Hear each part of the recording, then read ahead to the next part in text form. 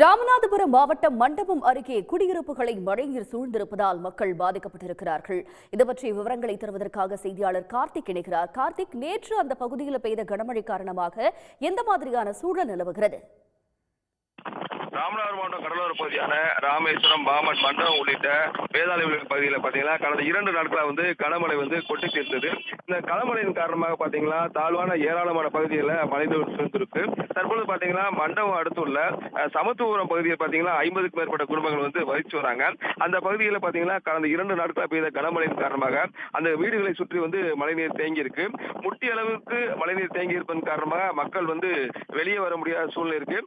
இதன் காரணமாக பார்த்தீங்கன்னா அன்றாட தேவையான பால் உள்ளிட்ட அத்தியாவசிய பொருட்கள் வாங்க முடியாமல் தவித்து வராங்க. அதே போல வேதாளை பகுதியை பார்த்தீங்கன்னா பல்வேறு இடங்கள்ல மழைநீர் தேங்கி இருக்கு. குறிப்பா பார்த்தீங்கன்னா மீனவ குடும்பங்களை வசிக்கக்கூடிய பல்வேறு பகுதிகளில் மழைநீர் முட்டி அளவிற்கு தேங்கி இருக்கும் காரணமாக மக்கள் வீட்டை விட்டு வெளியே வர முடியாத சூழ்நிலை இருக்கு.